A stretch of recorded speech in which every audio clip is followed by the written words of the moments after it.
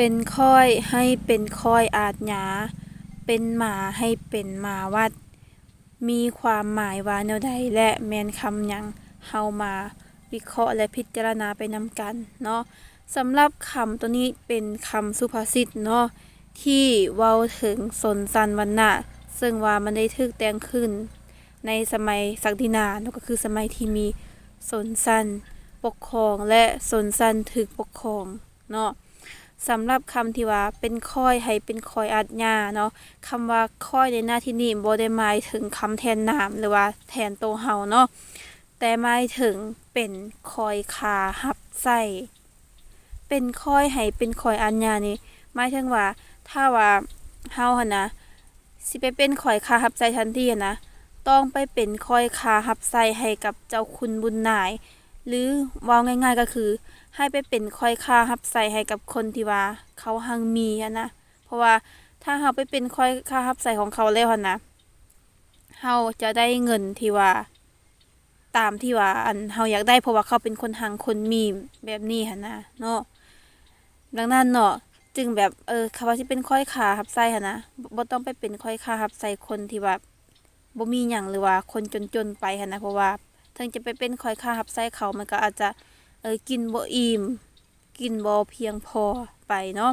แล้วบัดนี้เป็นหมาให้เป็นหมาวัดเนาะตัวนี้คล้ายๆกันก็คือตัวหมาเนาะเฮาจะสังเกตเห็นได้ว่าตัวหมาถ้าว่ามันอยู่ในเรือนของผู้ใดผู้หนึ่งหั่นน่ะมันก็อาจจะได้กินข้าวแต่ว่าบางทีอันนี้ว่าบางทีเนาะบางเรือนมันอาจจะได้กินแบบบ่เพียงพอหั่นนะหรือถ้าเปรียบเทียบว่าเป็นหมาจรจัดสินะก็คือหมาที่บ่มีเจ้าของหั่นนะมันก็จะอึดอยากจะเฮ็ดให้มันจ้อยลงจ้อยๆแล้วก็บ่มีเหือแห้งเนาะเป็นหมาให้เป็นหมาวัดก็คืออยู่วัดเฮาจะเห็นเฮาจะสังเกตเห็นได้อยู่แล้วว่ามีคนไปทำบุญใส่บาตรไปจังหันหรือว่าไปบริจาคไปบริจาคเนาะไปสังฆทานหยังต่างๆนะดังนั้นเนาะอยู่ในวัดมันอาจจะมีข้าวปลาอาหารที่ว่าเหลือหลายๆแล้วก็เอาให้อันประมาณกินนะมันอาจจะกินได้หลายแล้วก็กินอิ่มจนเฮ็ดให้มันตุยได้เนาะอันนี้ก็คือว่าเป็นมาให้เป็นมาวัดเนาะสำหรับคำสุภาษิตตัวนี้เนาะเป็นค่อยอัญญาเป็นมาให้เป็นมาวัดตัวนี้จะเป็นพวกอันศักดินาเนาะก็คือเป็นพวกที่ว่าอันแต่งขึ้นมาเพื่อแปลว่าอันเขาเอิ้นว่าจังได๋ในสมัยแต่ก่อนคือเฮาฮู้หั่นแหละมันมีเป็นโซนสั้นเด้โซนสั้นคนทุกข์คนจนคนถูกปกครองคนบ่ถูกปกครองหันนะเขาก็เลยอยากใช้คำสุภาษิตตัวนี้เพื่อหลอกลวงใจให้กับประชาชนบางคนเนาะที่ว่าเห็นแก่โตเห็นแก่ได้หันนะ